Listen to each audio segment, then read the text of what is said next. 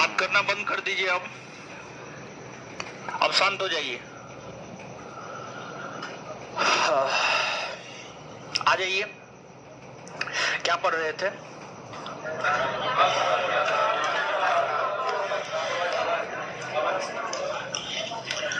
पढ़ रहे थे 18वीं सदी का भारत और 18वीं सदी के भारत के अंतर्गत उत्तराधिकारी राज्य, और उत्तराधिकारी राज्य में बंगाल को हम लोग पढ़ लिए थे। और बंगाल को पढ़ने के बाद जो अगला टॉपिक है वह है आपको अवध। तो आज के सेशन में हम लोग जिस टॉपिक को पढ़ने जा रहे हैं उसका नाम है अवध। तो अवध को जो है देखते हैं हम लोग, अवध को देखते हैं। अवध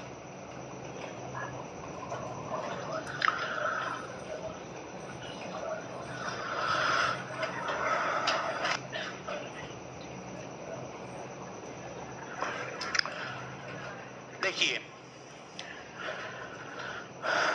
अवध का मतलब क्या है इसको आप थोड़ा समझिएगा। आज का जो उत्तर प्रदेश है, आज के उत्तर प्रदेश को संयुक्त प्रांत कहा जाता था, और संयुक्त प्रांत से पहले आज के उत्तर प्रदेश को अवध कहा जाता था। अवध कहा जाता था। प्राचीन काल में मगध का मतलब बिहार समझा जाता था और अवध का मतलब उत्तर प्रदेश समझा जाता था। उत्तर प्रदेश समझा जाता था। और जो अवध है यह आपको मूल तौर पर आज का जो लखनऊ, अयोध्या और उसके आसपास के जो इलाके हैं, आज का लखनऊ, आज का अयोध्या तथा उसके आसपास के जो इलाके हैं उसे ही अवध कहा गया, उसे ही अवध कहा गया। तो अवध का मतलब सीधा तौर पर आप यहां पर मानकर चलेंगे कि अवध का मतलब जो है उत्तर प्रदेश, अवध का मतलब उत्तर प्रदेश जो है आप मान करके चलेंगे। अवध में स्वतंत्र राज्य की स्थापना सआदत खां के द्वारा किया गया था। किसके द्वारा? सआदत खां।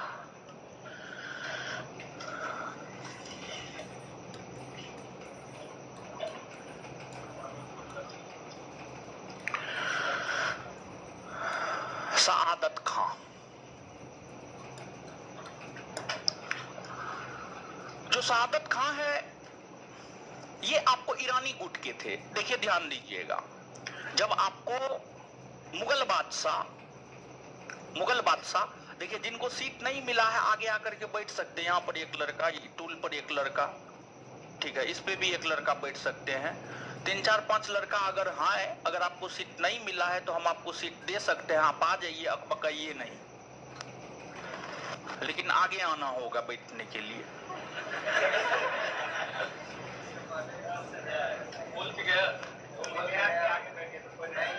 नहीं आया, आगे बैठने से डरते कहा है? ऐसा थोड़े कि हम फांसी पे लटका देते हैं, पूछते हैं इसलिए। अच्छा, आगे वाला सब पीछे भाग गया। अच्छा, दाढ़ी वाला कहाँ है? वो पीछे है। अभी भागिए, कोई दिक्कत ना है, चिंता मत कीजिए। अभी आप हमसे भागिए, अब परीक्षा आपसे दूर भाग जाएगा। आप चिंता मत कीजिए ज्यादा। तो अवध में स्वतंत्र शासन की स्थापना सआदत खां ने की, और जो सआदत खां था ये ईरानी गुट का था। किस गुट का था? ईरानी गुट। ईरानी गुट। देखिए, आपको औरंगजेब, मुगल बादशाह औरंगजेब। मुगल बादशाह औरंगजेब का निधन 1707 में हुआ। 1707 ईस्वी में औरंगजेब के निधन होने के बाद मुगल दरबार में गुटबाजी प्रारंभ हो गया था। मुगल दरबार में जो है गुटबाजी प्रारंभ हो गया था। मूलतः मुगल दरबार में चार गुट हुआ करते थे। ईरानी, तुरानी, अफगानी, हिंदुस्तानी। ईरानी, तुरानी, अफगानी, हिंदुस्तानी। कभी ईरानी गुट का प्रभाव तो कभी तुरानी गुट का प्रभाव तो कभी हिंदुस्तानी गुट का प्रभाव तो कभी अफगानी गुट का प्रभाव। तो अलग अलग कालखंड में जो है ना अलग अलग गुटों का प्रभाव, अलग अलग कालखंड में अलग अलग गुटों का प्रभाव मुगल काल में देखने को मिलते हैं, जिसमें मुगल बादशाह, उत्तरवर्ती मुगल बादशाह हम आपको बताए हुए हैं। उत्तरवर्ती मुगल बादशाह में जो मध्यकालीन भारतीय इतिहास पढ़े हैं उनको मालूम होगा, जो नहीं पढ़े उनको मालूम नहीं होगा। उत्तरवर्ती मुगल बादशाहों में एक मुगल बादशाह है मोहम्मद शाह रंगीला। मोहम्मद शाह रंगीला जो 1719 से लेकर 1748 तक बादशाह के पद पर है। मोहम्मद शाह रंगीला जो 1719 से 1748 तक बादशाह के पद पर रहे थे, इनके समय मुगल साम्राज्य का सबसे ज्यादा विघटन हुआ। इनके समय मुगल साम्राज्य का सबसे ज्यादा विघटन हुआ। इनके समय मुगल साम्राज्य का सबसे ज्यादा पतन हुआ। और जो मुगल बादशाह मोहम्मद शाह रंगीला थे, मोहम्मद शाह रंगीला के समय ही अवध में स्वतंत्र शासन की स्थापना सआदत खान ने किया। सआदत खान ने किया, लेकिन मोहम्मद शाह रंगीला को लगा कि सआदत खान ने स्वतंत्र शासन की स्थापना कर ली है, कोई बात नहीं है। लेकिन सआदत खान ने मोहम्मद शाह रंगीला को यह आश्वासन दिया कि हम आपको राजस्व देंगे, हम आपको कर देंगे, हम आपको राजस्व देंगे, हम आपको कर देंगे। जिस वजह से मोहम्मद शाह रंगीला इनको बहुत ज्यादा परेशान नहीं किया। मोहम्मद शाह रंगीला उल्टे इनको उपाधि भी दिया। मोहम्मद शाह रंगीला ने सआदत खान को बुरहान उल मुल्क की उपाधि प्रदान किया। बुरहान उल मुल्क।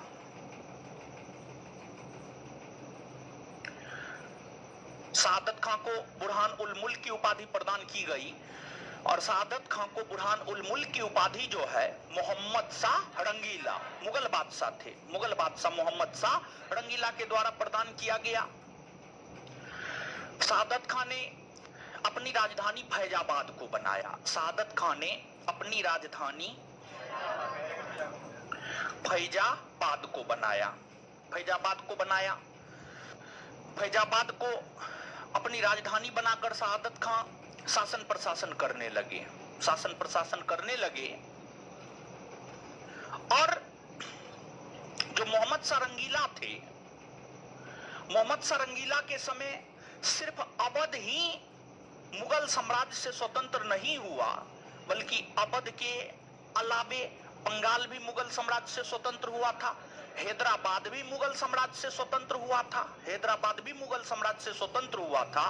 लेकिन सभी शासकों ने मोहम्मद शाह रंगीला को राजस्व देना जारी रखा। मोहम्मद शाह रंगीला को राजस्व देना, कर देना जो है मोहम्मद शाह रंगीला को जारी रखा, जिस वजह से मोहम्मद शाह रंगीला को लगा कि हमको तो कर आ ही रहा है। तो मोहम्मद शाह रंगीला बहुत ज्यादा एक्शन नहीं लिए, क्योंकि उनको राजस्व आ रहा था। राजस्व की कमी थी बादशाहों को और राजस्व फुलफिल हो रहा था। तो अब हुआ ये, मोहम्मद शाह रंगीला के समय अवध में स्वतंत्र शासन की स्थापना सआदत खान ने, बंगाल में मुर्शिद कुली खान ने और हैदराबाद में निजामुल मुल्क ने। अब तीनों अपने आप को बादशाह के नजर में सर्वश्रेष्ठ दिखाने में लगा हुआ था।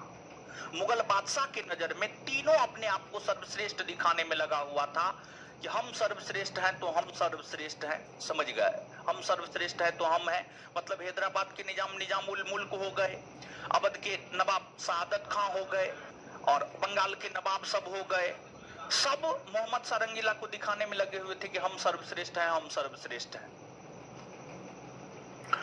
लेकिन उसी दौरान मोहम्मद शाह रंगीला के शासनकाल में ईरान के शासक नादिर शाह ने 1739 में दिल्ली पर आक्रमण किया। ईरान के शासक नादिर शाह ने 1739 ईस्वी में 1739 ईस्वी में दिल्ली पर आक्रमण किया और हरियाणा के करनाल नामक स्थान पर, यहां पर दिल्ली है, इधर आएंगे तो हरियाणा के करनाल नामक स्थान पर नादिर शाह ने 1739 ईस्वी में मुगल सेना को पराजित किया और यह जो युद्ध है, इस युद्ध को इतिहास में करनाल का युद्ध कहा जाता है। इस युद्ध को इतिहास में क्या कहा जाता है? करनाल का युद्ध। तो थोड़ा गौर कीजिएगा, नादिर शाह 1739 ईस्वी में दिल्ली पर आक्रमण किया और उस समय दिल्ली में मुगलों का शासन था और मुगल शासक थे मोहम्मद शाह रंगीला, क्योंकि मोहम्मद शाह रंगीला का शासन काल है 1719 से 1748। तो मुगल बादशाह मोहम्मद शाह रंगीला का दिल्ली पर शासन था और दिल्ली पर नादिर शाह ने आक्रमण किया और मुगल शाही सेना को 1739 ईस्वी में करनाल के युद्ध में पराजित किया। अब मुगल शाही सेना पराजित हुआ तो मोहम्मद शाह रंगीला ने हैदराबाद, समझ गए, हैदराबाद आज यहां पर है, हैदराबाद के निजामुल मुल्क को बुलाया कि आप नादिर शाह के साथ जाकर के समझौता कीजिए, आप नादिर शाह के साथ जाकर समझौता कीजिए। तो गौर से सुनिएगा क्या बोल रहे हैं। मोहम्मद शाह रंगीला की सेना जब नादिर शाह से पराजित हो गया तो मोहम्मद शाह रंगीला ने हैदराबाद के निजामुल मुल्क को दिल्ली बुलाया और कहा कि हम तो पराजित हो गए हैं, आप जाइए नादिर शाह से समझौता कीजिए, कुछ पैसा उसा दे लेकर के उनको भारत से बाहर कर दीजिए।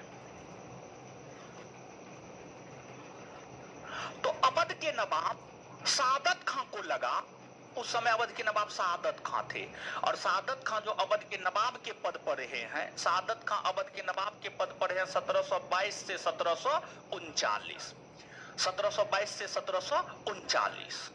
तो सआदत खां अवध के नवाब थे। तो सआदत खां को लगा कि ये तो बादशाह मेरा वैल्यू ही नहीं दे रहा है, मुगल बादशाह मोहम्मद शाह रंगीला मेरा वैल्यू नहीं दे रहा है। अगर मेरा वैल्यू देता तो हमको बुलाता और कहता कि आप जाइए नादिर शाह से जो है समझौता कीजिए, लेकिन बादशाह ने हैदराबाद के निजाम को बुलाकर कहा कि आप जाइए समझौता कीजिए। तो हैदराबाद के निजामुल मुल्क नादिर शाह से जाकर मिले और निजामुल मुल्क ने नादिर शाह को कहा कि आप दिल्ली जाकर क्या कीजिएगा, अभी हरियाणा में ही था ये, आप दिल्ली जाके क्या कीजिएगा, दिल्ली में बादशाह का खजाना खाली है, आप ऐसा कीजिए कि 50 लाख रुपया आप ले लीजिए और यहीं से वापस चले जाइए। नादिर शाह को लगा कि जब बोल रहा है कि दिल्ली का खजाना खाली है, जाकर के कोई फायदा है नहीं, 50 लाख रुपया भी मिल रहा है, तो बेहतर है कि हम यहां से वापस चले जाएं। नादिर शाह राजी हो गया। नादिर शाह जब राजी हो गया तो ये सब खबर सआदत खां को लगी। सआदत खां को लगा अब तो मोहम्मद शाह रंगीला के नजर में हीरो बन गया निजामुल मुल्क, हैदराबाद के निजामुल मुल्क हीरो बन गया। ही तो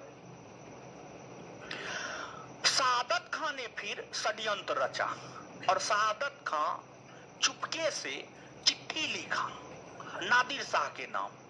शहादत खां चुपके से नादिर शाह के नाम चिट्ठी लिखा और कहा कि हैदराबाद का निजाम मुल्क आपको उल्लू बना रहा है, दिल्ली का खजाना खाली नहीं है, आप आइए दिल्ली,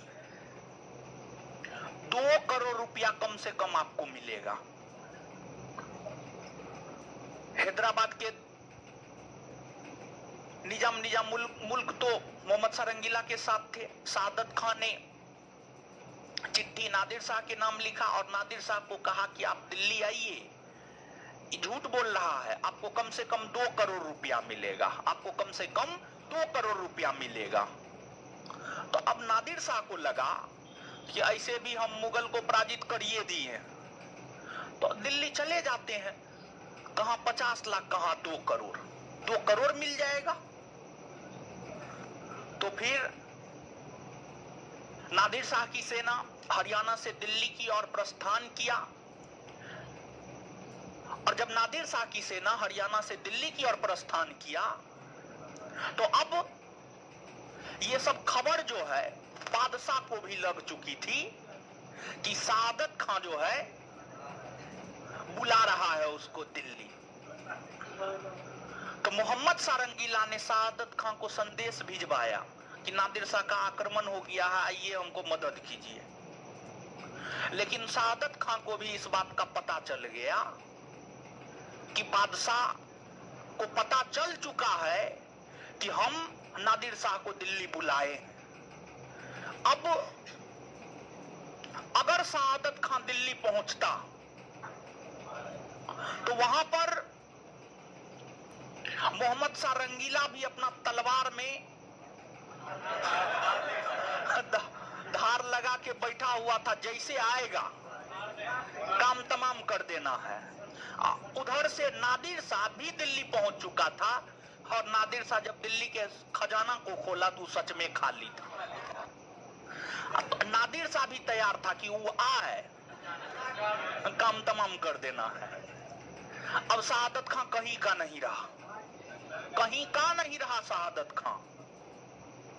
तो शहादत खां अंततः मजबूरन जहर खा लिया, जहर खा करके आत्महत्या कर लिया।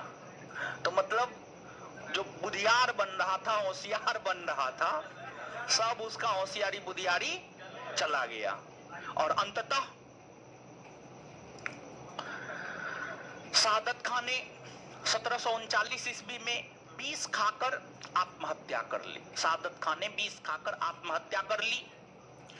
शहादत खां का अपना कोई संतान नहीं था, अपना कोई पुत्र संतान नहीं था, अपना कोई पुत्र संतान नहीं था, जिस वजह से शहादत खां का उत्तराधिकारी उसका दामाद और भतीजा सफदरजंग बना। उसका दामाद और भतीजा सफदरजंग बना। तो शहादत खां का उत्तराधिकारी जो है उसका दामाद और भतीजा सफदरजंग बना। सफदरजंग 1739 से 1754। सफदरजंग का मूल नाम अबुल मंसूर खां था। सफदरजंग का जो मूल नाम था वह आपको अबुल मंसूर खां था। सफदरजंग की अगर बात की जाए तो जब ये अवध के नवाब बने, इनके समय भी नादिर शाह का नहीं बल्कि नादिर शाह के बाद जो है ईरान के शासक नादिर शाह ने तो भारत पर आक्रमण किया है। नादिर शाह के बाद अहमद शाह अब्दाली, नादिर शाह के बाद भारत के ऊपर आक्रमण करना शुरू किया अहमद शाह अब्दाली। तो जब भारत के ऊपर अहमद शाह अब्दाली का आक्रमण हो रहा था तो अहमद शाह अब्दाली के आक्रमण को दबाने में सफदरजंग मुगल बादशाह का मदद कर रहा था, मुगल बादशाह का मदद कर रहा था। सफदरजंग मुगल बादशाह मोहम्मद शाह रंगीला के तो समकालीन थे ही, रंगीला के साथ साथ ये जब रंगीला का 1748 ईस्वी में निधन हो गया, मोहम्मद शाह रंगीला का 1748 में निधन हो गया। 1748 में इनके निधन होने के बाद जो है अगला मुगल बादशाह बना था अहमद शाह। कौन बना था? अहमद शाह। और अहमद शाह का शासनकाल है 1748 से 1754, 1748 से 1754। तो देखिए मुगल बादशाह अहमद शाह है और इधर आपको सफदरजंग। तो जो मुगल बादशाह अहमद शाह और सफदरजंग है ये एक दूसरे के समकालीन थे। ये दोनों एक दूसरे के क्या थे? आपको समकाल। ये दोनों एक दूसरे के समकालीन थे। और मुगल बादशाह अहमद शाह के समय अहमद शाह अब्दाली का आक्रमण हो रहा था। अहमद शाह अब्दाली का आक्रमण हो रहा था और अहमद शाह अब्दाली ने भारत के ऊपर 7 बार आक्रमण किया था। अहमद शाह अब्दाली ने भारत के ऊपर 7 बार आक्रमण किया था। कुछ बुक 8 बार भी लिखता है, ऑथेंटिक बुक 7 लिखता है। 7 बार आक्रमण किया था। और जब अहमद शाह अब्दाली दिल्ली पर बार बार आक्रमण कर रहा था, मुगल बादशाह पर बार बार आक्रमण कर रहा था, तो सफदरजंग ने अहमद शाह का साथ दिया। अहमद शाह का साथ दिया। सफदरजंग ने मुगल बादशाह अहमद शाह का साथ दिया। इससे खुश होकर मुगल बादशाह अहमद शाह ने अवध के नवाब सफदरजंग को अपना वजीर बना लिया, अपना वजीर बना लिया, जिस वजह से सफदरजंग को नवाब वजीर कहा जाता है। क्या कहा जाता है? नवाब वजीर। नवाब वजीर, नवाब वजीर कहा जाता है। मतलब ये अवध के तो पहले से नवाब थे, अवध के तो ये पहले से नवाब थे, लेकिन मुगल बादशाह अहमद शाह ने उन्हें अपना वजीर बना लिया, जिस कारण इन्हें नवाब वजीर कहा जाता है। आपसे पूछा जाता है कि अवध के किस नवाब को नवाब वजीर कहा जाता है, तो उत्तर हो जाएगा आपको सफदरजंग। और सफदरजंग ने 1742 ईस्वी में बिहार का अभियान किया और बिहार का अभियान करके पटना को जो है जीत लिया था। पटना को जीत लिया था। कुछ समय के लिए पटना का इलाका जो है अवध साम्राज्य में शामिल हो गया था और यह करने का श्रेय सफदरजंग को ही जाता है। शासन प्रशासन करते हुए सफदरजंग का निधन 1754 में हो गया। 1754 में सफदरजंग के निधन होने के बाद सफदरजंग का उत्तराधिकारी अवध का अगला नवाब शुजाउद्दौला बना। कौन बना? शुजाउद्दौला। और जो शुजाउद्दौला है, शुजाउद्दौला का शासनकाल है 1754 से लेकर के 1775। 1754 से लेकर के 1775। नोट में देखिए, हो सकता है गलती हो, 1754 से 1757 कर दिया है, वहां पे 75 कर लीजिएगा। 1754 से 1775 कर लीजिएगा। 1754 से 1775 कर लीजिएगा। नोट में सही किए? हाँ, 1754 से 1775 कर लीजिएगा। शुजाउद्दौला का ये शासनकाल है। देखिए, अवध के नवाबों में शुजाउद्दौला का थोड़ा ऐतिहासिक महत्व ज्यादा है। शुजाउद्दौला का ऐतिहासिक महत्व इसलिए ज्यादा है क्योंकि शुजाउद्दौला ने मुगल बादशाह शाह आलम द्वितीय, इनके समकालीन जो मुगल बादशाह थे वे थे शाह आलम द्वितीय। शाह आलम द्वितीय 1759 से लेकर 1806, 1759 से लेकर 1806 इन्होंने मुगल बादशाह शाह आलम द्वितीय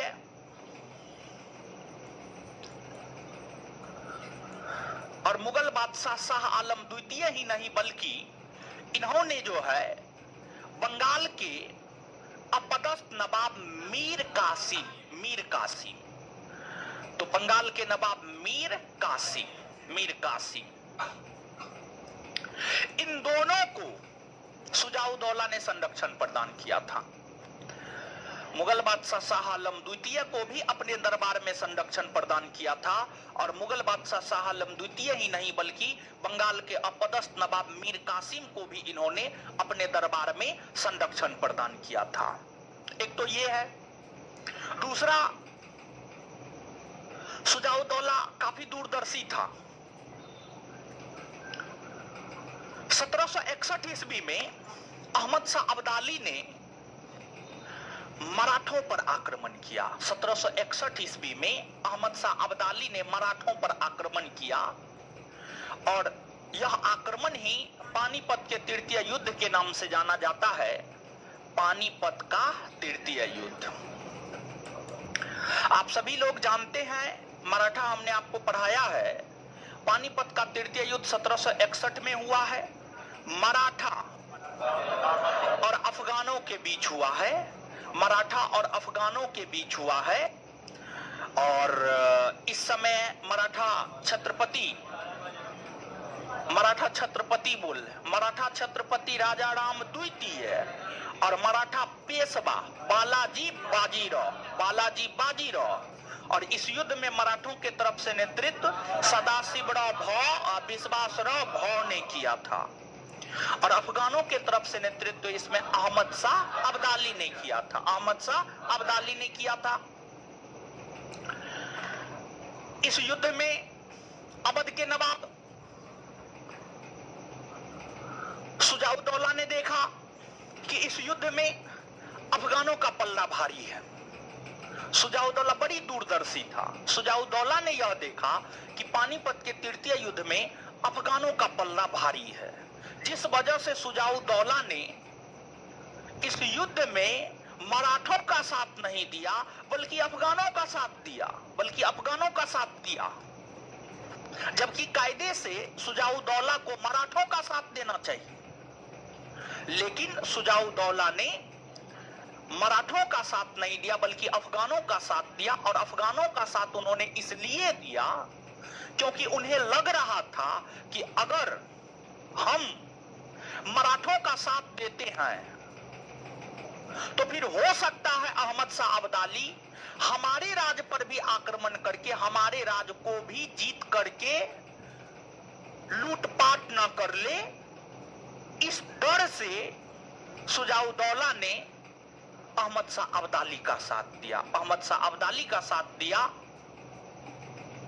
और फिर इस युद्ध में अफगानों की जीत हुई, मराठों की हार हुई। तो याद रखिएगा, एक प्रकार से कहिए तो सुजाउद्दौला भी धोखेबाज निकला। सुजाउद्दौला भी जो है धोखेबाज निकला। हम लोग अपने शत्रु के लिए, अपने धोखेबाज मित्र के लिए मीर जाफर शब्द का प्रयोग कर देते हैं, जयचंद शब्द का प्रयोग कर देते हैं। तो मीर जाफर जयचंद के साथ साथ आप सुजाउद्दौला का भी प्रयोग कर सकते हैं। अगर कोई आपका मित्र धोखाधड़ी वाला निकल गया, धोखेबाज निकल गया, तो उसको आप सुजाउद्दौला भी कह सकते हैं। कहने में कोई हर्ज नहीं है। तो मीर जाफर जयचंद तो सब कोई कहता है। आप ऐसा कुछ कहिए कि लोगों को समझ में भी ना आए, काम भी आपका चल जाए। बोल दीजिए कोई धोखेबाज मित्र है, तुम तो सुजाउद्दौला है। मीर जाफर तो जयचंद है नहीं कि समझेगा वो। मीर जाफर जयचंद अब लोग समझ जाता है, समझ गए कि कहना क्या चाह रहा है। इसके बाद सुजाउद्दौला के समय ही आपको पानीपत का तृतीय युद्ध के बाद 1764 ईस्वी में बक्सर का युद्ध हुआ। 1764 ईस्वी में बक्सर का युद्ध हुआ। आप याद कीजिए, बक्सर के युद्ध की चर्चा हम आपके साथ कर चुके हैं। 1764 में हुआ था, 22 अक्टूबर 1764। और जो बक्सर का युद्ध था, बक्सर का युद्ध आपको भारत की संयुक्त सेना और अंग्रेजों के बीच हुआ था। भारत की संयुक्त सेना और अंग्रेजों के बीच बक्सर का युद्ध हुआ था। और इस बक्सर के युद्ध में भारत की संयुक्त सेना का नेतृत्व सुजाउद्दौला कर रहे थे। याद है कुछ?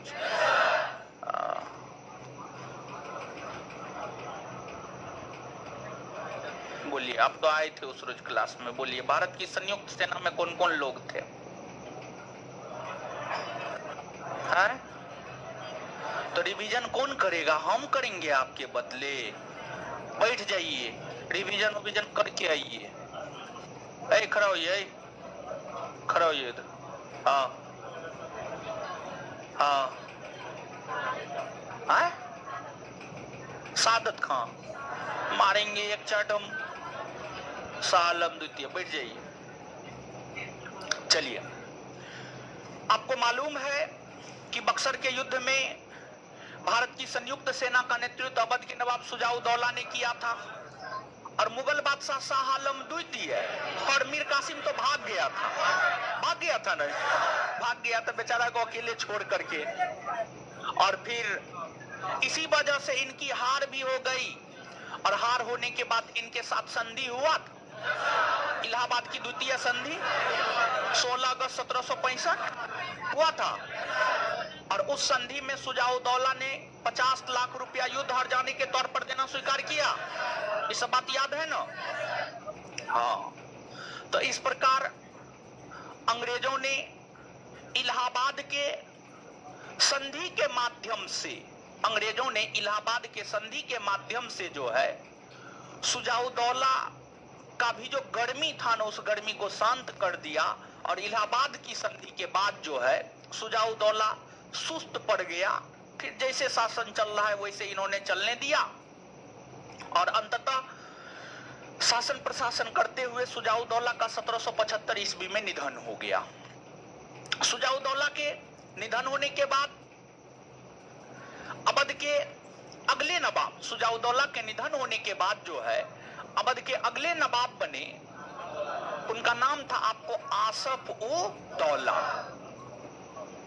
आसफ-उद-दौला। और जो आसफ-उद-दौला है, इनका शासन काल है 1775 से 1797। 1775 से 1797, 1775 से 1797। आसफ-उद-दौला एक कल्याणकारी बंगाल के नवाब साबित हुए। जो आसफ-उद-दौला थे, उधर पीछे क्या हो रहा है? क्या हो रहा है पीछे? क्या दिक्कत है? कोई दिक्कत है का? खैनियों नहीं खा रहे हैं का? तो इधर बढ़िया बढ़िया बात बोल रहे हैं, सुनिए ना। हाँ, देखिए, और हमको दिखा रहा है इसे करके। खैनी खाइएगा, मुंह वाला कैंसर हो जाएगा, समझे? मत खाइए। खैनी खाने से मुंह का कैंसर होता है। आसफ-उद-दौला है, शांत रहिए। आसफ-उद-दौला 1775 से लेकर 1797। देखिए, जब आपको सादत खान ने अवध में स्वतंत्र शासन की स्थापना की थी, तो उन्होंने अपनी राजधानी फैजाबाद को बनाया, फैजाबाद को अपनी राजधानी बनाकर शासन प्रशासन किया।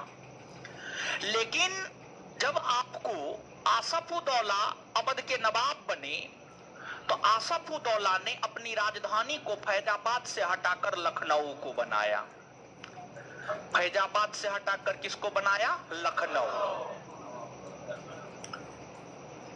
आसफ-उद-दौला लखनऊ को अपनी राजधानी बनाकर शासन प्रशासन करना शुरू किया। आसफ-उद-दौला एक कल्याणकारी शासक साबित हुआ। एक कल्याणकारी शासक साबित हुआ क्योंकि इन्होंने अकाल के समय, अकाल समझते हैं? इन्होंने अकाल के समय लोगों को सुविधा उपलब्ध कराने के उद्देश्य से, लोगों को अनाज उपलब्ध कराने के उद्देश्य से अनाज के संग्रहण हेतु लखनऊ में एक बड़े भवन का निर्माण करवाया, जिसे आज के डेट में बड़ा इमामबाड़ा कहा जाता है। और आज के डेट में यह बड़ा इमामबाड़ा जो है एक दर्शनीय स्थल है। इसे भूल भुलैया भी कहा जाता है, इसे भूल भुलैया भी कहा जाता है। तो लखनऊ को इन्होंने अपनी राजधानी बनाकर इन्होंने लखनऊ में बड़ा इमामबाड़ा, लखनऊ में बड़ा इमामबाड़ा का निर्माण करवाया। बड़ा इमामबाड़ा लखनऊ में है जिसका निर्माण आसफउद्दौला ने ही करवाया। और फिर जो है छोटे इमामबाड़ा की अगर हम बात करें तो छोटा इमामबाड़ा भी लखनऊ में ही है और छोटे इमामबाड़ा का निर्माण मौलाना मोहम्मद आसफ अली ने किया था। मोहम्मद आसफ अली ने जो है आपको छोटे इमामबाड़ा का निर्माण करवाया और वहीं बड़े इमामबाड़ा का निर्माण जो है आपको लखनऊ में आसफउद्दौला ने करवाया। आसफउद्दौला का निधन 1797 में हो गया।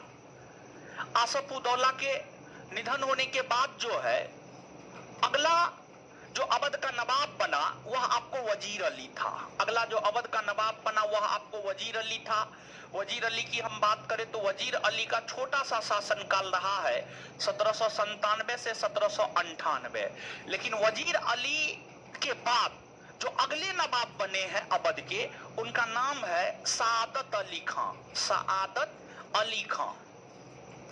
और सआदत अली खां की हम बात करें तो जो सआदत अली खां है ये 1798 से लेकर के 1798 से लेकर 1814 तक अवध के नवाब के पद पर है।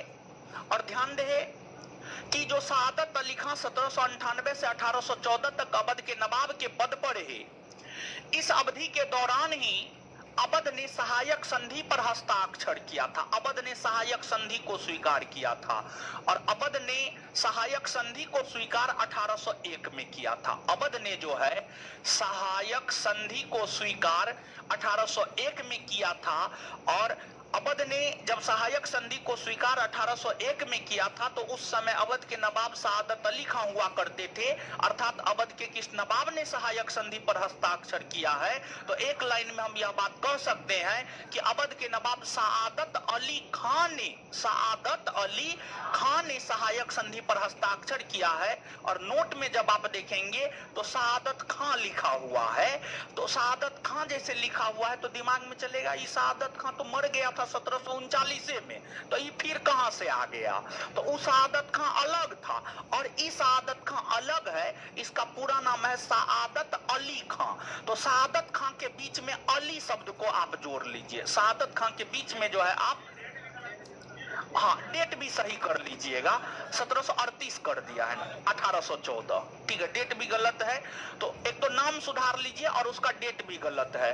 तो सआदत अली खां 1798 से 1814, 1798 से 1814 सही किए, सही कर लिए सब लोग। तो सआदत अली खां जो है 1798 से लेकर 1814 और इन्होंने ही सहायक संधि के ऊपर 1801 में हस्ताक्षर किया और फिर इस सहायक संधि के माध्यम से जो है अवध को ब्रिटिश साम्राज्य में मिला लिया गया। अवध को ब्रिटिश साम्राज्य में मिला लिया गया। बाद में जाकर के अवध को बफर स्टेट का दर्जा दिया गया और फिर अंतिम में जाकर के जो है पूर्णतः अवध को मिला लिया गया। और जब पूर्णतः अवध को मिलाया गया था ब्रिटिश साम्राज्य में तो उस समय जो है अवध के नवाब वाजिद अली शाह हुआ करते थे जो कि अवध के अंतिम नवाब भी है। तो अवध के अंतिम नवाब की अगर हम बात करें तो जो अवध के अंतिम नवाब है वह है आपको वाजिद अली शाह। वाजिद अली शाह, जो वाजिद अली शाह है इनका शासनकाल है 1847 से 1856। 1847 से 1856 वाजिद अली शाह का शासनकाल है। ये अवध के अंतिम नवाब है। वाजिद अली शाह के समय भारत के गवर्नर जनरल बनकर आए थे लॉर्ड डलहौजी। जब आप लॉर्ड डलहौजी के शासनकाल को याद करेंगे तो जो लॉर्ड डलहौजी है, लॉर्ड डलहौजी का शासनकाल है आपको 1848 से लेकर के 1856।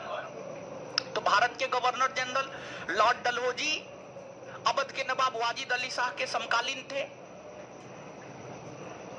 डलहौजी ने अवध के ऊपर शासन कर रहे वाजिद अली शाह के ऊपर यह आरोप लगाया कि वाजिद अली शाह शासन करने में सक्षम नहीं है। वाजिद अली शाह शासन करने में सक्षम नहीं है और अवध में कुशासन या कुप्रशासन का दौर चल रहा है। और यह आरोप डलहौजी ने जेम्स आउट्रम की रिपोर्ट पर लगाया था। जेम्स आउट्रम एक अंग्रेज अधिकारी हुआ करते थे।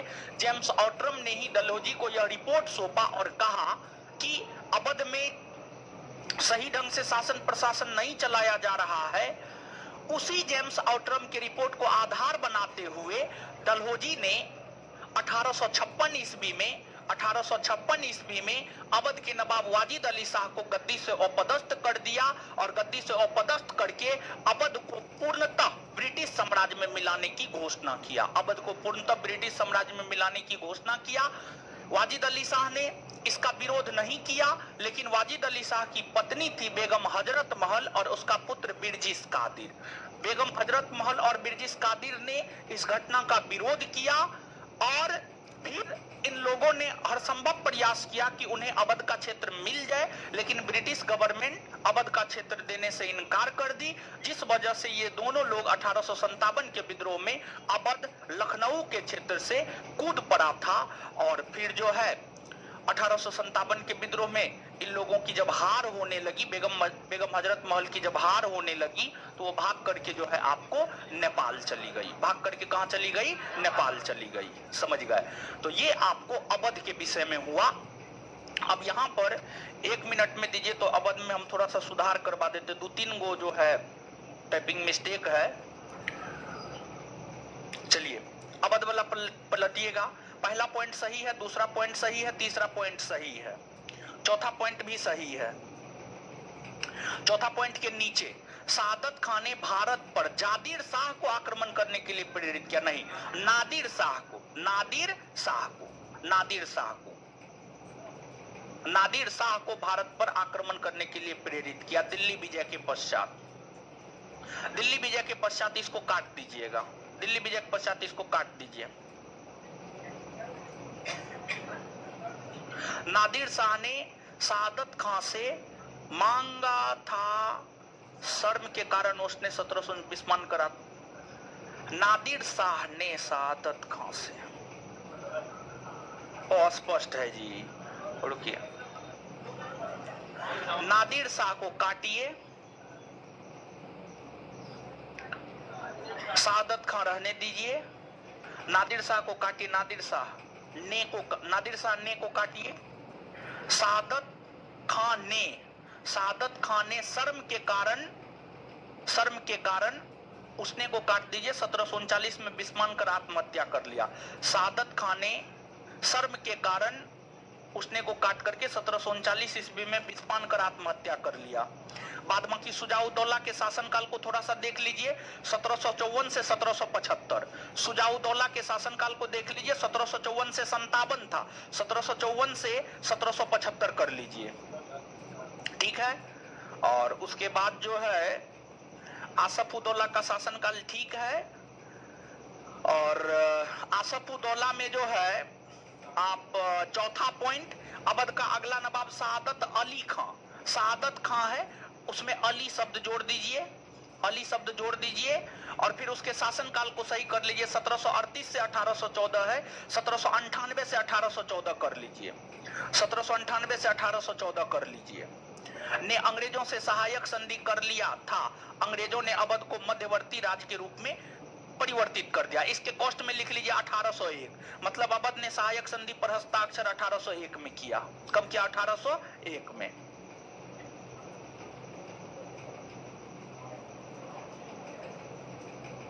हाँ, हो गया। बाद बाकी सब सही है। तो 2-3 गो पॉइंट गलती था, हम आपको सुधार करवाइए दिए, ठीक है। अब 1 मिनट में इसको पढ़ लीजिए तो नोट को, 2-3 गो पॉइंट गलती था, माइनर मिस्टेक था, ठीक है। 1 मिनट में इसको पढ़िए जल्दी।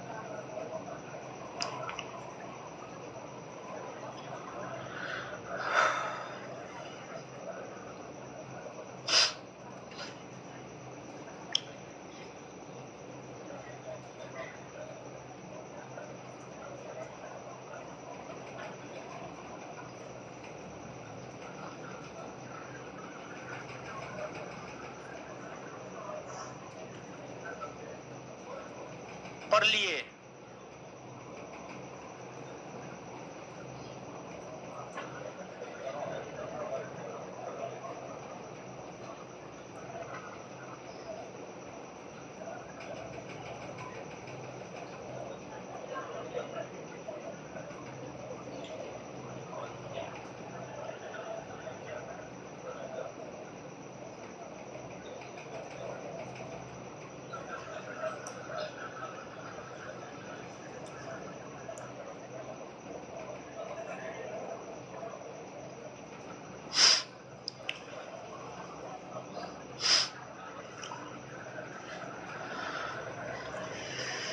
पढ़े हो?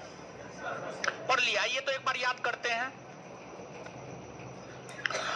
आइए एक बार याद करते हैं।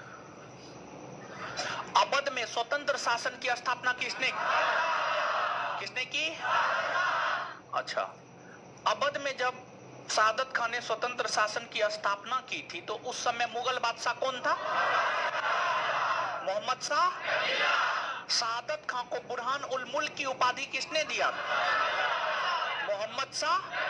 सादत खान को बुरहान उल मुल्क की उपाधि किसने दिया? मोहम्मद शाह रंगीला।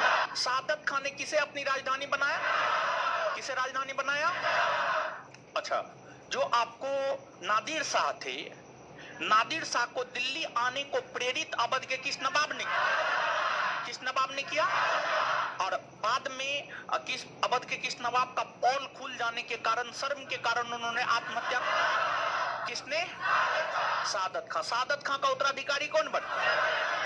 इसका मूल नाम क्या था? अबुल मंसूर खान। अबुल मंसूर। सफदरजंग का मूल नाम? सफदरजंग का मूल नाम? सफदरजंग का मूल नाम? अच्छा, अवध के किस नवाब ने मुगल बादशाह अहमद शाह को अहमद शाह अब्दाली के आक्रमण के खिलाफ मदद किया था? क्वेश्चन समझे? अवध के किस नवाब ने मुगल बादशाह अहमद शाह को आक्रांता अहमद शाह अब्दाली के आक्रमण के खिलाफ मदद किया था? और इसी वजह से मुगल बादशाह अहमद शाह ने इन्हें वजीर बनाया। इन्हें नवाब वजीर कहा जाता है। पटना को अवध के किस नवाब ने जीता? पटना को अवध के किस नवाब ने जीता?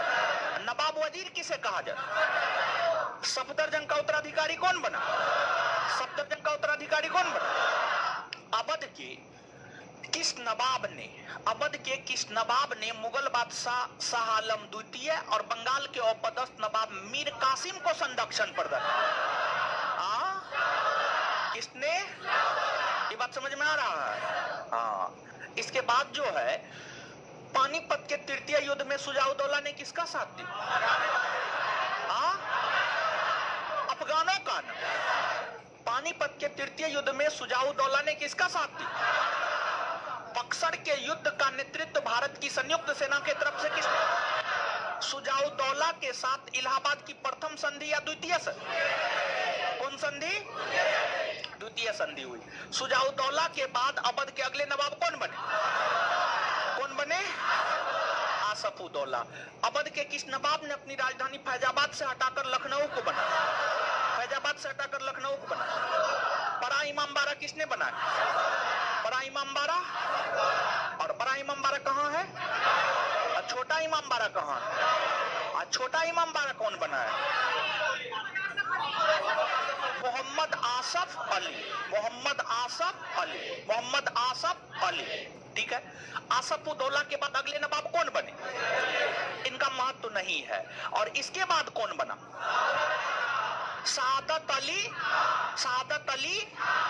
बड़ी महत्वपूर्ण फैक्ट है, समझ गए? और ये पॉइंट जो है बड़ी महत्वपूर्ण है। आज तक तो ये पूछा गया है कि अवध को कब सहायक संधि के तहत मिलाया गया है, लेकिन अब आगे आने वाले दिनों में यह भी आपसे पूछा जा सकता है कि अवध के किस नवाब ने सहायक संधि पर हस्ताक्षर किया? सादत अली खान, जो कि आपके नोट में है। ठीक है, जो कि आपके नोट में है, तो इसको आप ध्यान से याद रखिएगा। और इस चैप्टर का बड़ी महत्वपूर्ण फैक्ट है ये, समझिएगा। अगर सहायक संधि के संदर्भ में पूछेगा तो उससे ज्यादा और क्या पूछेगा, किस नवाब, उस समय नवाब कौन थे अवध के, किस नवाब ने सहायक संधि पर हस्ताक्षर किया, तो बड़ी महत्वपूर्ण फैक्ट है, इसको आप निश्चित तौर पर याद रखिएगा, ठीक है। आगे बताइएगा, अवध के अंतिम नवाब कौन हुए? अवध के अंतिम नवाब वाजिद अली शाह। और अवध को ब्रिटिश साम्राज्य में कब मिलाया गया? कब मिलाया गया? किसने मिलाया? किसने मिलाया? किस आधार पर? प्रशासन को, किसके रिपोर्ट के आधार? James Outram. किसके रिपोर्ट के आधार? किसके रिपोर्ट के आधार पर? James Outram. इतना बात क्लियर? चलिए अब इससे आगे बढ़े ना हम, चलिए इससे आगे बढ़ते हैं। और हैदराबाद में जो है ना, सब जगह चीन किलीज खां के जगह चीन किली खां लिख दिया है, यो लिख दिया है, यो के जगह चो आप सब जगह कर लीजिएगा। मतलब देखिए नोट में जो है ना चीन किलीज खां इसे लिखा हुआ है, चीन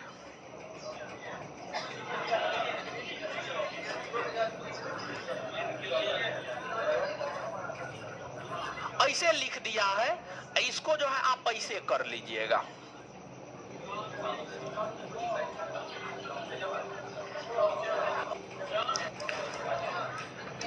जो होगा, जो सॉरी हाँ जो होगा, चिन किलीज जो होगा, जो ऐसे होगा, तो ये आप सुधार कर लीजिएगा।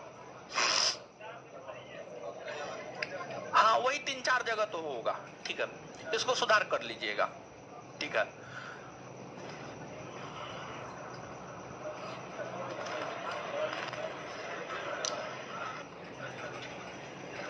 चलिए कर लिए सुधार। हाँ हैदराबाद,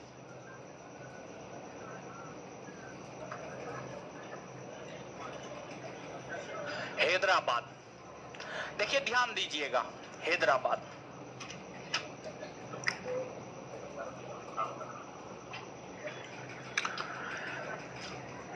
हैदराबाद उस समय के हैदराबाद का मतलब क्या था और आज के हैदराबाद का मतलब क्या है? क्या बतिया रहे हैं आप लोग, मुंह तोड़ देंगे हम,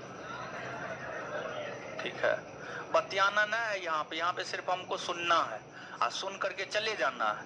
आज ज्यादा बात करने का शौक है, बुला लीजिए रूम पर, बतियाइए 2 घंटा बैठ करके। आप लोग का हाल है कर, अजीब नमूना सब है आप लोगों, ऐसे मत हल्ला किया कीजिए। देखिए हम 18वीं सदी के हैदराबाद की बात कर रहे हैं, और 18वीं सदी के हैदराबाद का मतलब था, आज का हैदराबाद तो था ही, उस समय के हैदराबाद का मतलब था आंध्र प्रदेश का भी कुछ इलाका, कर्नाटक का भी कुछ इलाका, और तेलंगाना तो था ही। मतलब एक बहुत बड़ा क्षेत्र हुआ करता था हैदराबाद। अरे आप इससे अनुमान लगाइए ना कि हैदराबाद कितना बड़ा क्षेत्र हुआ करता था। यूरोप महादेश के कई देश को अगर आप मिला देते तब जाकर के हैदराबाद जैसा एक विशाल साम्राज्य बनता। हैदराबाद की अगर बात की जाए तो आजादी के समय भारत के भीतर जो 500 से अधिक देशी रियासत था, उसमें सबसे बड़ा हैदराबाद था। और आजादी के समय का हैदराबाद आज के इटली से बड़ा था, आज के इटली से बड़ा था। इटली जहां राहुल गांधी का नानी गांव है, समझ गए, वहां से बड़ा था। बेचारा नानी को जाता है घूमने के लिए, तो भाजपाई आरोप लगाए तो ये तो विदेश टूर पे गया है। अब नानियों को नहीं जाए लोग, समझ गए। चलिए हैदराबाद कुल मिलाकर के हम ये बताना चाह रहे थे कि हैदराबाद एक बहुत बड़ा इलाका था, बड़ा रियासत था। आजादी के समय सबसे बड़ा देशी रियासत हैदराबाद ही था, और सबसे छोटा बिलबारी, और सबसे बड़ा कौन आपको? हैदराबाद। और आज का जो हैदराबाद है तेलंगाना की राजधानी है, यहां पर है, तेलंगाना के लगभग मध्य में है। हैदराबाद में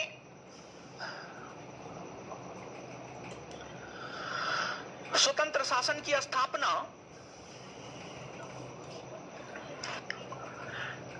निजामुल मुल्क ने किया।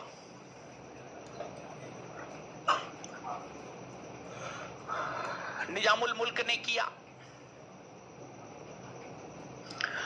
निजामुल मुल्क का जो मूल नाम है वह आपको चिन किलीज खां है। निजामुल मुल्क का मूल नाम क्या है? चिन किलीज खां।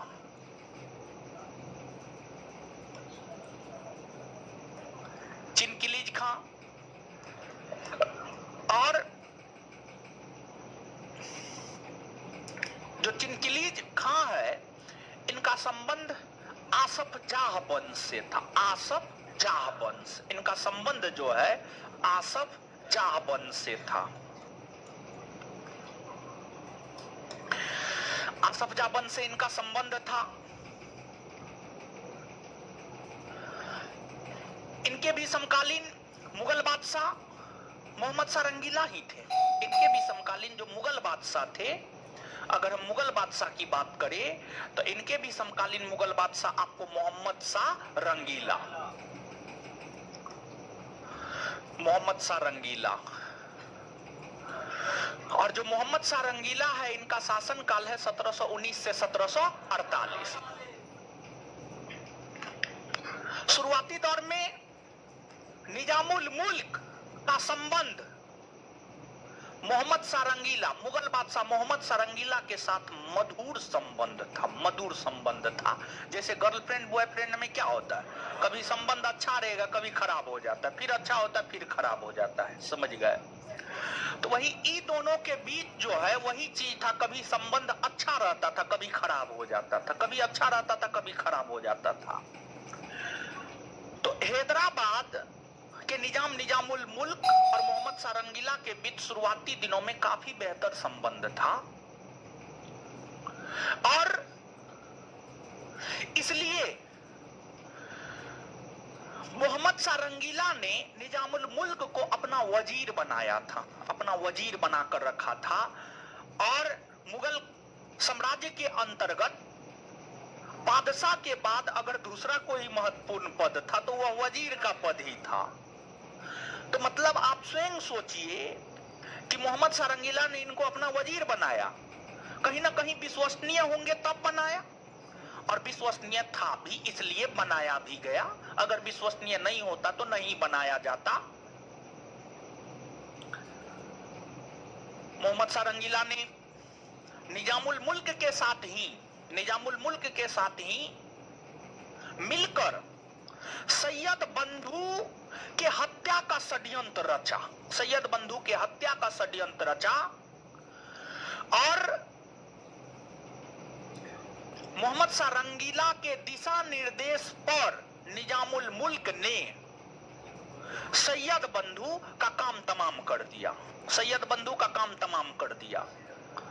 सैयद बंधु के अंतर्गत जो दो भाई आता था, हुसैन अली खां, अब्दुल्ला खां। अब्दुल्ला खां और हुसैन अली खां, जिन्हें किंग मेकर कहा जाता, जिन्हें क्या कहा जाता? King maker. किंग मेकर कहा जाता था। किंग मेकर कहा जाता था। तो किंग मेकर सैयद बंधु, जिसके मदद से ई भी बादशाह बना था, लेकिन बाद में ई मोहम्मद शाह रंगीला इनके साथ मिलकर सैयद बंधु के खिलाफ षड्यंत्र करके उनका काम तमाम कर दिया। सैयद बंधु का पतन मोहम्मद शाह रंगीला के समय ही हुआ।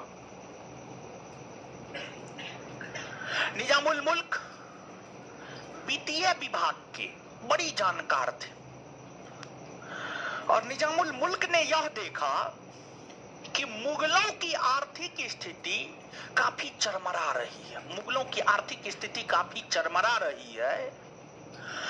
तो मुगलों की आर्थिक स्थिति जो काफी चरमरा रही थी, उसको लेकर निजामुल मुल्क ने वित्तीय सुधार करने शुरू किए।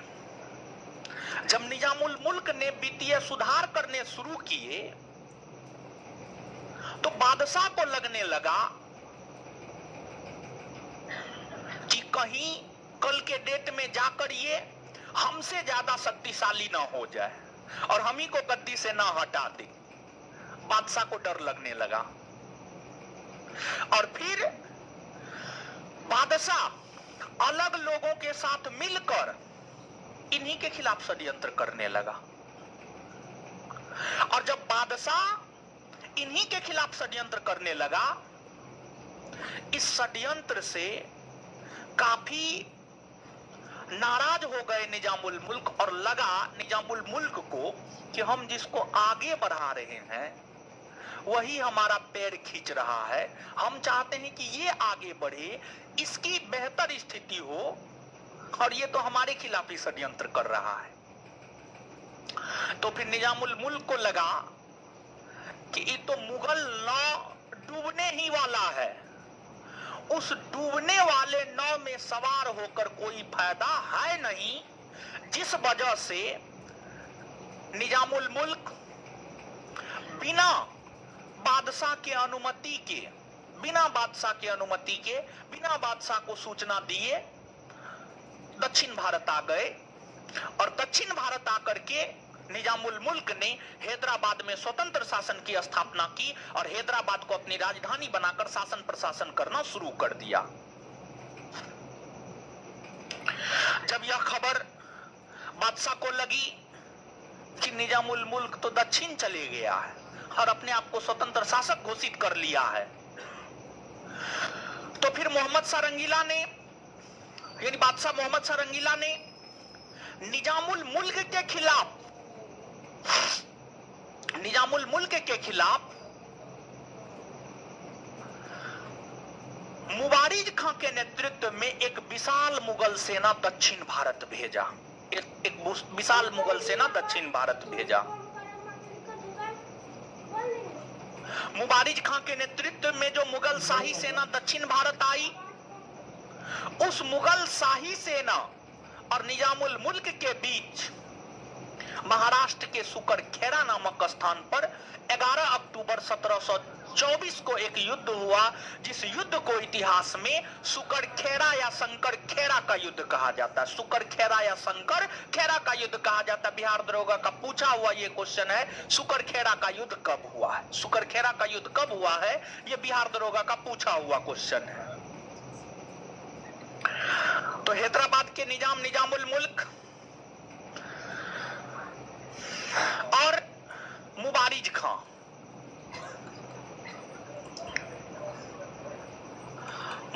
खां और हैदराबाद के निजामुल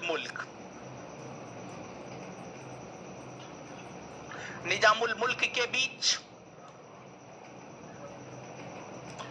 11 अक्टूबर 1724 को महाराष्ट्र के सुकरखेड़ा नामक स्थान पर युद्ध हुआ, जिसे सुकरखेड़ा का युद्ध कहा गया।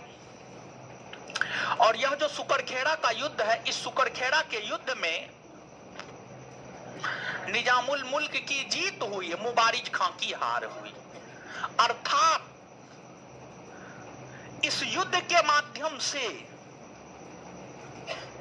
भले ही मुगलों की सेना मुबारिज खां के नेतृत्व में पराजित हुई होंगी, लेकिन इसका बड़ी दूरगामी प्रभाव देखने को मिला और यह माना गया कि निजामुल मुल्क ने हैदराबाद के निजामुल मुल्क ने मुगल बादशाह मोहम्मद शाह रंगीला को पराजित कर दिया।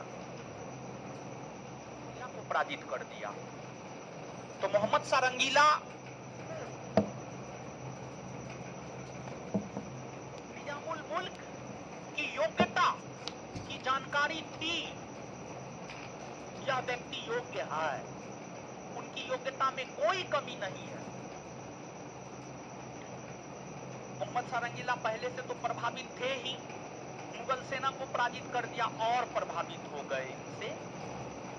और फिर मोहम्मद शाह रंगीला ने इनको उपाधि दिया आसफ जाही की उपाधि इन्हें प्रदान की, आसफ जाही की उपाधि इन्हें प्रदान की। और इतना ही नहीं बल्कि इन्हें दक्कन का, यानी पूरे दक्षिण भारत का सूबेदार नियुक्त किया। पूरे दक्षिण भारत का वायसराय, सूबेदार या गवर्नर जनरल, जो कहना है आप अपना कह लीजिए, वायसराय, गवर्नर जनरल, सूबेदार, कोई किताब वायसराय लिखेगा, कोई गवर्नर जनरल, कोई सूबेदार लिखेगा, और तीनों का मतलब यहां पर एक ही है। इस प्रकार निजामुल मुल्क दक्कन के वायसराय बने, पूरे दक्षिण भारत उनके अधीन आ गया। और जब मुगल बादशाह शाह आलम द्वितीय, मुगल बादशाह मोहम्मद शाह रंगीला ने दक्कन का वायसराय नियुक्त किया, तो फिर से दोनों के बीच संबंध मजबूत हो गया, संबंध अच्छा हो गया। और संबंध अच्छा हो गया था इसीलिए जब 1739 में नादिर शाह से मुगल पराजित हुआ, तो मोहम्मद शाह रंगीला को लगा कि इनसे योग्य कोई नहीं है जो नादिर शाह को भारत से बाहर कर सकता है। इसीलिए मोहम्मद शाह रंगीला ने नादिर शाह को भारत से बाहर करने के लिए इनको बुलाया, और ये तरीका से जाकर के संधि कर लिए, और मात्र 50 लाख रुपया में मना लिए थे। लेकिन बीच में काम गड़बड़ सादर खान ने कर दिया। तो खैर इसके बाद भी इनका मुगलों के साथ संबंध अच्छा ही रहा। और फिर निजामुल मुल्क आगे चलकर निजामुल मुल्क का संघर्ष 1728 में मराठों के साथ हुआ। मराठा और हैदराबाद के निजाम के बीच 1728 ईस्वी में महाराष्ट्र के नासिक के पालखेड़ा नामक स्थान पर, देखिए जो सुकरखेड़ा है वो भी महाराष्ट्र में है, और जो पालखेड़ा है वो भी महाराष्ट्र में। महाराष्ट्र के नासिक के पालखेड़ा नामक स्थान पर मराठा पेशवा बाजीराव प्रथम, मराठा पेशवा बाजीराव प्रथम का शासनकाल 1720 से 1740।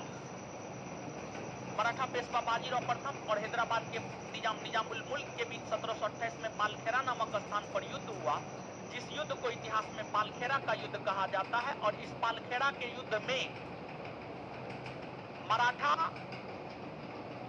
की जीत हुई, निजाम की हार हुई। और इसके बाद हैदराबाद के निजाम पराजित होने के बाद मराठों के साथ मुंशी शिवगांव की संधि की, और उस मुंशी शिवगांव के संधि के तहत ही पालखेड़ा के युद्ध की समाप्ति हुई। और उस मुंशी शिवगांव के संधि के तहत ही हैदराबाद के निजाम ने मराठों को चौथ और सरदेशमुखी देना स्वीकार किया, तो इस युद्ध की समाप्ति, पालखेड़ा के युद्ध की समाप्ति जो है मुंशी शिवगांव के संधि के तहत हुआ। मुंशी शिवगांव के संधि के तहत हुआ। और इस युद्ध की समाप्ति जो मुंशी शिवगांव की संधि के तहत हुआ, इस मुंशी शिवगांव के संधि के तहत ही निजाम ने मराठों को चौथ और सरदेशमुखी देना स्वीकार किया। चौथ और सरदेशमुखी देना क्या किया? स्वीकार किया। चौथ और सरदेशमुखी देना जो है आपको स्वीकार किया। और इसके बाद फिर हैदराबाद के निजामुल मुल्क शासन प्रशासन करते हुए इनका निधन 1748 में हो गया। 1748 में इनके निधन होने के बाद हैदराबाद के निजाम बनने को लेकर नासिर जंग और मुजफ्फर जंग के बीच जो है उत्तराधिकारी के युद्ध हुए। और फिर आगे चलकर हैदराबाद के कई सारे निजाम बने। हैदराबाद के जो भी निजाम थे, वो हैदराबाद में जो भी शासक बने सबको निजाम ही कहा गया। और हैदराबाद ही सहायक संधि पर सबसे पहले हस्ताक्षर किया था। सहायक संधि पर सबसे पहले हस्ताक्षर हैदराबाद ने 1798 में किया। 1798 में किया। और इसके बाद से लेकर आजादी तक हैदराबाद अंग्रेजों के अधीन रहा। और आजादी के बाद तो पूरा भारत स्वतंत्र हुआ, तो हैदराबाद भी स्वतंत्र हुआ। लेकिन आजादी के समय हैदराबाद एक ऐसा देशी रियासत था जो भारत में मिलने के पक्ष में नहीं था, बल्कि जो हैदराबाद था ये पाकिस्तान के साथ मिलने के पक्ष में था। लेकिन गृह मंत्री सरदार पटेल के नेतृत्व में हैदराबाद को भारत में मिलाने को लेकर ऑपरेशन पोलो चलाया गया। या ऑपरेशन कैटरपिलर। ऑपरेशन पोलो कहिए, ऑपरेशन कैटरपिलर कहिए, दोनों एक ही बात है। ऑपरेशन पोलो या ऑपरेशन कैटरपिलर के तहत सितंबर 1948 ईस्वी में हैदराबाद को भारत में मिला लिया गया। हैदराबाद को भारत में मिला लिया गया। क्लियर है, याद रखिएगा। अब पढ़िए इसमें कुछ भी गलती नहीं है। इसमें जो है सिर्फ एक चिटकिलीज खां वाला गलत है, वर्ड मिस्टेक है, बाद बाकी सब सही है। पढ़िए इसको अब जल्दी।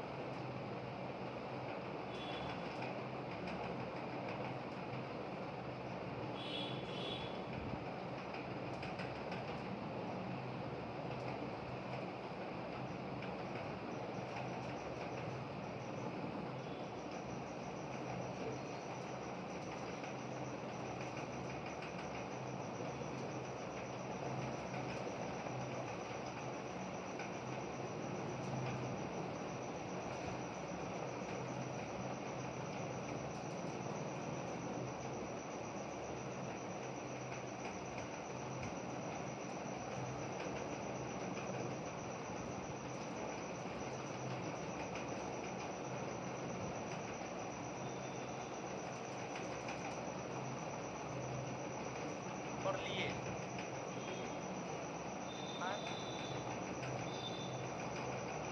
देख लो,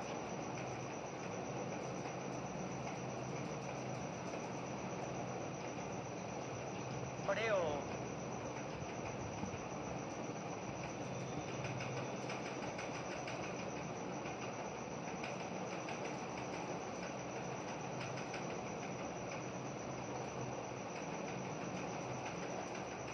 पढ़े। चलिए आइए तो 1 मिनट में याद करते हैं इस सब को। हैदराबाद में स्वतंत्र शासन की स्थापना किसने की? और हैदराबाद में जब निजामुल मुल्क ने स्वतंत्र शासन की स्थापना की उस समय मुगल बादशाह कौन? मोहम्मद शाह। निजामुल मुल्क का मूल नाम क्या? किस वंश से थे? किस वंश से? और इसके बाद जो है जो सैयद बंधु है, सैयद बंधु का पतन किस मुगल बादशाह के समय? मोहम्मद शाह रंगीला। और सैयद बंधु के विनाश में मोहम्मद शाह रंगीला का साथ किसने दिया? किसने दिया था? निजामुल मुल्क ने दिया था। और इसके बाद जो है जो सुकरखेड़ा का युद्ध है वह कब हुआ है? सुकरखेड़ा का युद्ध कब हुआ? किसके किसके बीच हुआ? इसमें किसकी जीत हुई है? और इस युद्ध को जीतने के बाद जो है निजामुल मुल्क को मुगल बादशाह शाह आलम द्वितीय ने कौन सी उपाधि दी? आसफ जाह। आसफ कौन सी उपाधि दी? आसफ जाह की उपाधि प्रदान की। और इसके बाद जो है दक्कन का वायसराय नियुक्त किया, हाँ या ना? और इसके बाद हैदराबाद के निजामुल मुल्क का मराठों के साथ संघर्ष कब हुआ है? 1728 में। यह युद्ध किस नाम से जाना है? और इस युद्ध में किसकी जीत हुई? इस युद्ध की समाप्ति किस संधि के तहत? मुंशी शिवगांव। और इस संधि के बाद ही हैदराबाद के निजाम ने मराठों को खूंसात कर देना स्वीकार किया, चौथौर सरदेश। और हैदराबाद के निजामुल मुल्क का निधन 1748 में हो गया। हैदराबाद के निजामुल मुल्क का निधन कब हुआ? निजामुल मुल्क का निधन कब हुआ? और सर्वप्रथम सहायक संधि पर हस्ताक्षर किसने किया? कब किया?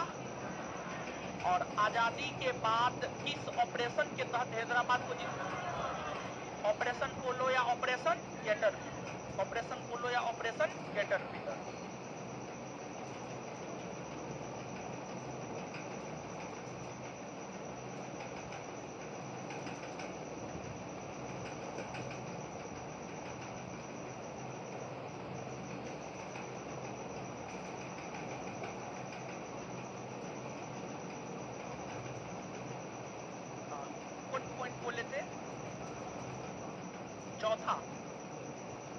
चौथा गाजीउद्दीन सिद्दीकी फिरोज जंग औरंगजेब की सेवा में कार्यरत थे। मतलब ये जो है हैदराबाद के निजाम मुल्क का पूर्वज था जो औरंगजेब के सेवा में था। चौथा लाइन ये कह रहा है।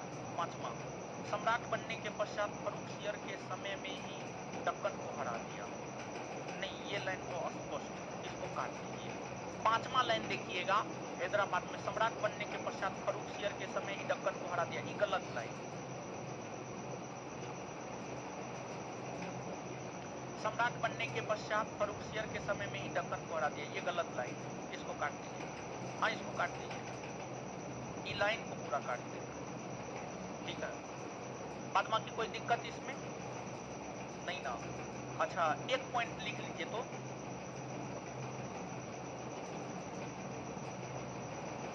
आजादी के समय सबसे बड़ा देशी रियासत हैदराबाद, आजादी के समय सबसे बड़ा देशी रियासत हैदराबाद था। आजादी के समय सबसे बड़ा देशी रियासत हैदराबाद था। आजादी के समय सबसे बड़ा देशी रियासत हैदराबाद था।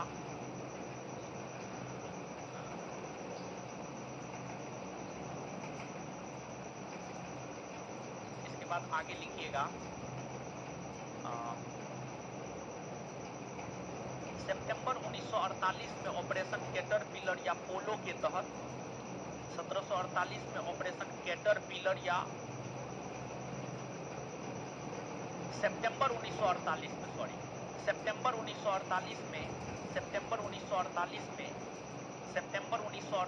में ऑपरेशन पोलो या ऑपरेशन कैटरपिलर के तहत ऑपरेशन पोलो या ऑपरेशन कैटरपिलर के तहत ऑपरेशन पोलो या ऑपरेशन कैटरपिलर के तहत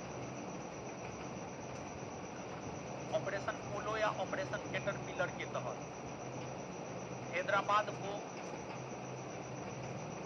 भारत में शामिल किया गया।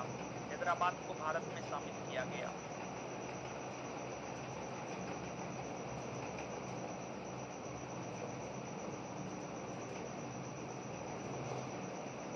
चलिए,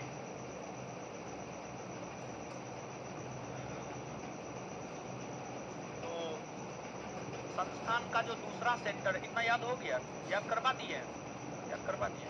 हाँ। संस्थान का जो दूसरा सेंटर है उसको आप लोग देखें।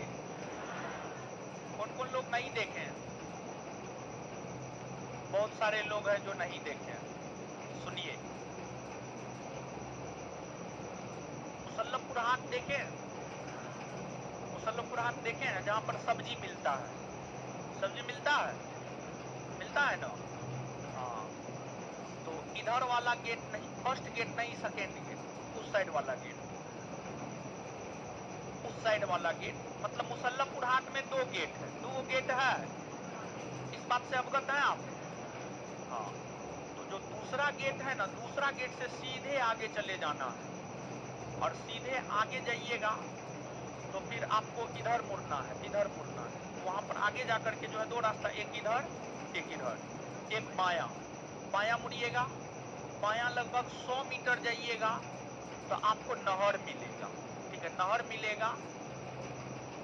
हाँ, नहर मिलेगा और नहर पे थोड़ा सा आगे जाइएगा तो फिर से आपको बायां मुड़ना है और बड़ा सा जो बिल्डिंग है वही नजर आता है, वहां बैनर लगाया है ना। हम तो गए वो नहीं किए हैं महाराज, लोकेशन मालूम है। बात करने के लिए तो रूम ओनर से कहवे किए थे, बात बाकी काम जैसा आप सब करवाया है। तो सुनिए ना, भोज उज नहीं कर रहे हैं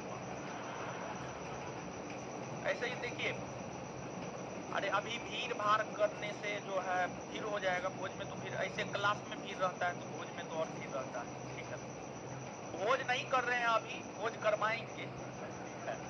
अभी जो है अभी भीड़ होगा, इसका फायदा जो है बहुत सारे विरोधी लोग पीछे लगे हुए हैं, तो वो भीड़ का फायदा लोग उठा लेगा, कुछ असामाजिक तत्व जो है गलत कुछ कर देगा, तो फिर बदनाम तो है ये है और बदनाम हो जाएंगे। अब कितना बदनामी ले आओ, समझे, बदनामी का भी एक सीमा होता है, समझे, तो ज्यादा बदनामी भी सही नहीं है।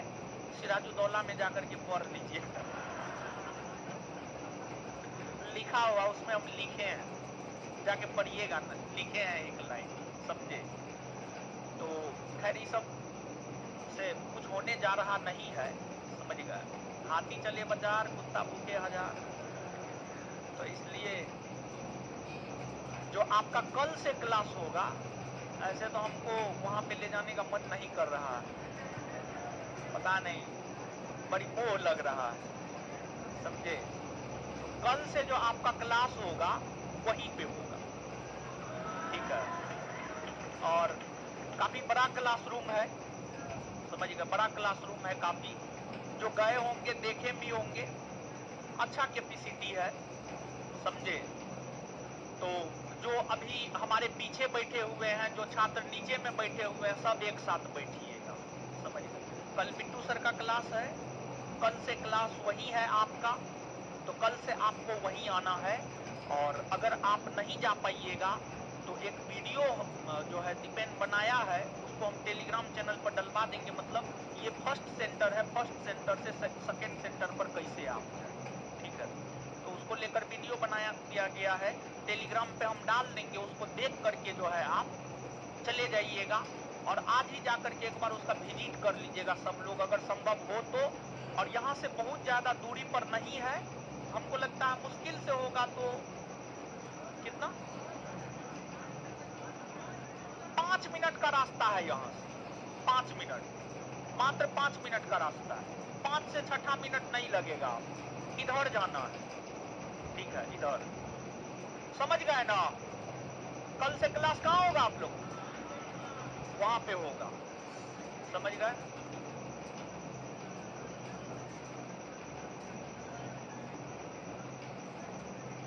कल से वहीं पे क्लास होगा क्या है? अभी धीरे धीरे सब डिसाइड हो जाएगा, होली तक सब स्पष्ट हो जाएगा, ठीक है, होली तक। अभी जो है आज जो है जो तीसरा वाला बैच है, तीसरा वाला बैच को आज वहां पे लेकर के जा रहे हैं, और उसके बाद जो है फर्स्ट और सेकेंड बैच जो है कल वहां पर चलेगा। जो पीछे छूट गया वो हम हैं, हम आपसे बात करेंगे। टेस्ट सीरीज आज तो यही होगा, ठीक है, आज तो यही होगा। अब कल से अभी इस सप्ताह भर टेस्ट यही चलेगा, इस सप्ताह भर टेस्ट यही चलेगा, और आगे डिसाइड करेंगे, आप लोगों की जो राय होगी वही काम करेंगे।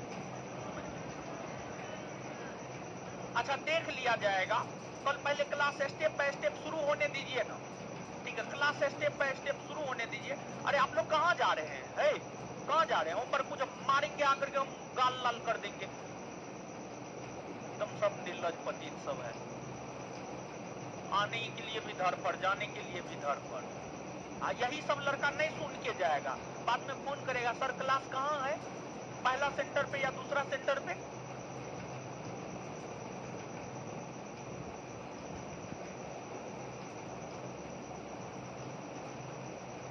चलिए होमवर्क सब दीजिए, पूछेंगे होमवर्क क्या सब था, दीजिए जल्दी। क्या था जी इसमें? महाजनपद, और इसमें अगला होमवर्क है आपका बौद्ध धर्म। क्या है? बौद्ध धर्म। इस बुक में अगला होमवर्क बौद्ध धर्म है, पकड़िए, आगे दीजिए। बायोलॉजी में क्या नंबर था? 6 नंबर था। अगला होमवर्क है आपका 7वां नंबर, पकड़िए, 6 नंबर था ना आज, अगला होमवर्क 7वां नंबर है, दीजिए।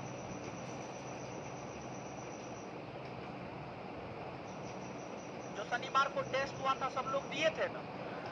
हाँ, सब लोग को टेस्ट देना है, और इस टेस्ट में जो है डिस्कशन आज नहीं पूछ रहे हैं, बुधवार को ही पूछेंगे, बुधवार को सारा होमवर्क पूछेंगे, आज के लिए इतना ही, हमको निकलने दीजिए तब निकलिएगा। धन्यवाद। थोड़ा देर के बाद काटिएगा।